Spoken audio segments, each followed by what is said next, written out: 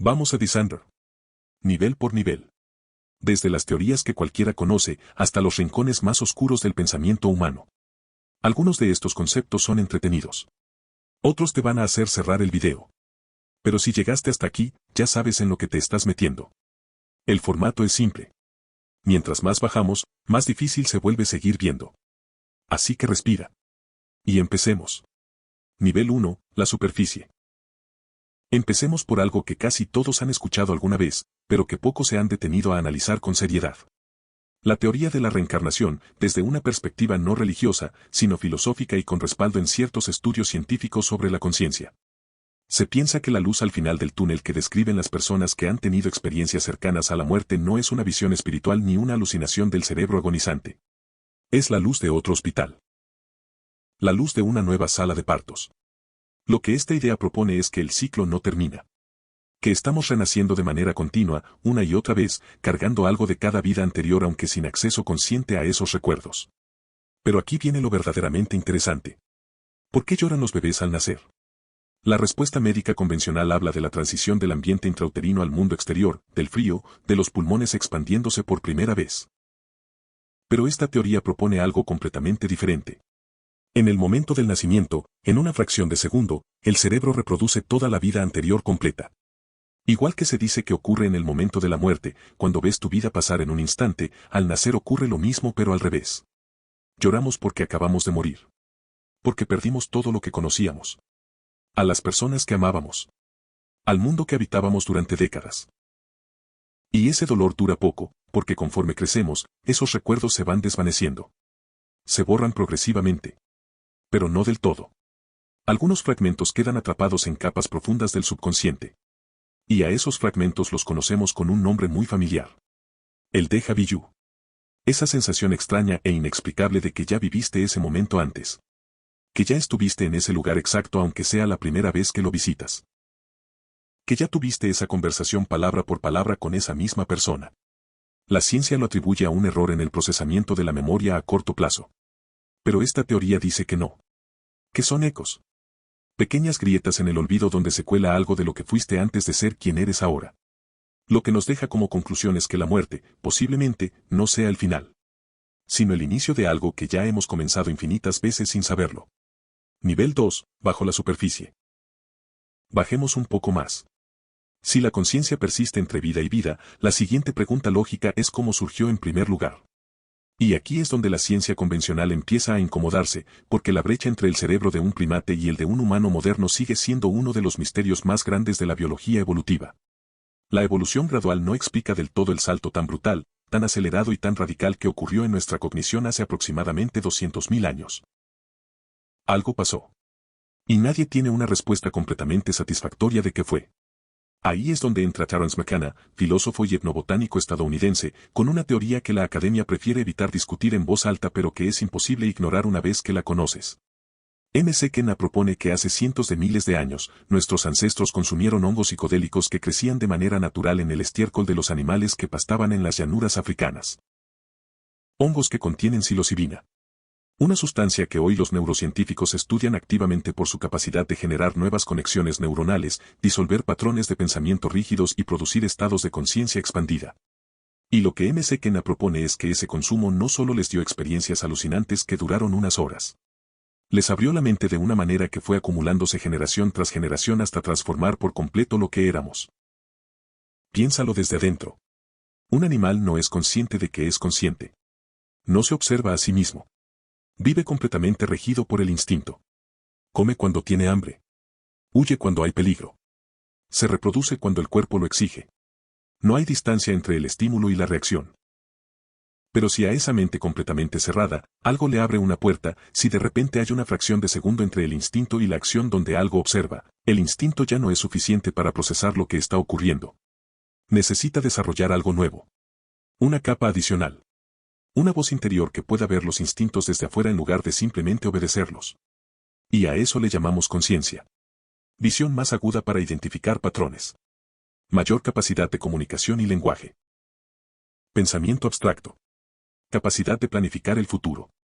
Arte rupestre. Rituales. Espiritualidad. Todo, potencialmente, desencadenado por un hongo del suelo. La teoría es controversial y hay quienes la descartan sin analizarla. Pero la pregunta sigue sin respuesta oficial satisfactoria. ¿Qué fue exactamente lo que nos hizo humanos? ¿Qué encendió esa chispa? Porque algo la encendió. Y lo hizo de manera sorprendentemente rápida en términos evolutivos. Nivel 3, las profundidades. Ahora sí empieza a ponerse incómodo. Porque este nivel ya no habla del pasado. Habla de ahora mismo. Del momento en que estás viendo este video. Hay una teoría que propone que desde aproximadamente 2016 o 2017, el Internet que conocemos dejó de existir tal como lo entendíamos. No de manera literal. Las páginas siguen cargando.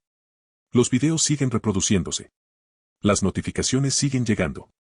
Pero el contenido que consumes ya no está siendo generado en su mayoría por personas reales. Y lo que es peor, fue diseñado específicamente para que no puedas notarlo. La teoría del Internet muerto sostiene que gran parte de lo que circula en la web, publicaciones, comentarios, reacciones, perfiles, tendencias, debates, es producido por bots, algoritmos e inteligencias artificiales entrenadas para imitar con precisión el comportamiento humano. No con el objetivo de informarte. Con el objetivo de mantenerte en un estado controlado. De dirigir tu atención. De moldear tu opinión sin que percibas que alguien está tirando de los hilos. Quien opera este sistema genera noticias falsas estratégicamente colocadas, polémicas artificiales que consumen tu energía mental y distractores permanentes que te mantienen dividido, reactivo y alejado de cualquier pensamiento que pudiera ser peligroso para quienes controlan el sistema. Antes de descartarlo como paranoia, detente un momento. Ya existen influencers completamente virtuales, personajes generados por computadora, que acumulan millones de seguidores reales que interactúan con ellos como si fueran personas. Los deepfakes de voz y video son hoy tan convincentes que expertos en tecnología forense tienen dificultades reales para detectarlos sin herramientas especializadas. Herramientas de inteligencia artificial disponibles para cualquier persona pueden hoy sostener conversaciones escritas que son prácticamente indistinguibles de las de un ser humano. Y esto es lo que existe de manera pública. Lo que existe de manera privada, con recursos gubernamentales o corporativos, es algo que no podemos dimensionar desde afuera. La pregunta más inquietante no es si esta teoría describe con exactitud el Internet de hoy. La pregunta es cuándo dejará de ser teoría y se convertirá en el estado permanente y aceptado de la realidad digital. Y la pregunta aún más incómoda que sigue a esa es simple. ¿Cómo sabrías la diferencia? Nivel 4, donde pocos llegan. Esto ya es física cuántica. Y es el punto donde el cerebro empieza a protestar porque lo que vamos a describir desafía completamente la intuición. La interpretación de los mundos paralelos, formulada por el físico Hugh Everett en 1957, propone que cada vez que ocurre un evento cuántico con múltiples resultados posibles, el universo no elige uno. Se divide. Genera una rama para cada posibilidad. Todas reales. Todas simultáneas. Todas igualmente válidas. Y de esa interpretación surge algo llamado quantum immortality, que es donde las cosas se vuelven verdaderamente perturbadoras. La idea funciona así. Cada vez que enfrentas una situación de peligro mortal, en la interpretación de mundos paralelos existen ramas donde mueres y ramas donde sobrevives. En las ramas donde mueres, tu conciencia deja de existir en ese universo. Pero en las ramas donde sobrevives, tu conciencia continúa. Y dado que solo puedes experimentar los universos donde sigues consciente, desde tu perspectiva subjetiva siempre despiertas en la versión donde algo sucedió que evitó tu muerte. El auto frenó a tiempo. El arma falló. El médico llegó antes de lo esperado. Alguien apareció en el momento exacto. Desde adentro de tu experiencia, nunca mueres. Tu conciencia simplemente sigue saltando a la rama donde continúa existiendo. Suena casi reconfortante. Como una especie de seguro cósmico. Hasta que empujas la idea hasta su conclusión lógica completa y te das cuenta de que reconfortante es la última palabra que deberías usar. Si los universos paralelos son infinitos, existe una probabilidad no nula, por infinitesimalmente pequeña que sea, de que en alguna rama de la realidad tu conciencia sobreviva a los próximos 1.000 millones de años. Lo que significa que hay una versión de ti que verá morir a todos los que ama. Una por una. Sin excepción. Verá extinguirse a la humanidad entera. Verá al sol expandirse y consumir la tierra. Verá apagarse las últimas estrellas del universo. Y seguirá ahí. Consciente. Sola. En un vacío cósmico completamente quieto y absolutamente vacío. Sin nadie. Sin nada. Sin ninguna posibilidad de escape. Porque en un multiverso infinito, siempre habrá una línea de tiempo donde esa versión de ti sigue existiendo. Y no podrá hacer nada al respecto. Solo estar ahí. Durante lo que podría ser una eternidad. Completamente sola en la oscuridad total del universo muerto. Tómate un momento antes de continuar. Nivel 5, el fondo. Llegamos al último nivel. Y este no es filosófico ni físico ni tecnológico. Este es puramente humano. Y por esa razón exacta es el más oscuro de todos. Porque los anteriores hablan de lo que el universo podría hacernos. Este habla de lo que nosotros mismos somos capaces de hacernos los unos a los otros. Hay una teoría que afirma algo que resulta difícil de procesar la primera vez que lo escuchas. Todo acto horrible que puedas imaginar, sin excepción, sin matices, sin zonas de confort, ya fue cometido por alguien en algún momento de la historia de la humanidad. No como hipérbole. No como exageración retórica. Como afirmación literal y documentada. Cada atrocidad que pueda cruzar por tu mente, cada acto de crueldad que tu cerebro sea capaz de construir en su peor momento, ya ocurrió. Ya encontró a alguien dispuesto a llevarlo a cabo. En algún lugar, en alguna época, bajo alguna circunstancia.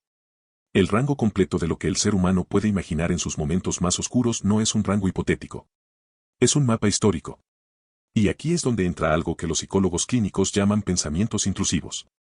Esa voz interna que de repente, sin ninguna razón, sin ninguna provocación, sin ningún contexto, te lanza una imagen que no pediste y que no quieres. Estás cargando al bebé de alguien y por un segundo tu mente genera algo perturbador. Estás parado en el borde de algo alto y aparece un impulso que no tiene nada que ver con lo que quieres. Estás con alguien que amas y surge un pensamiento que te aterra haber tenido. No lo buscaste. No lo construiste. Simplemente apareció. Como si viniera de afuera. La ciencia dice que esto es completamente normal.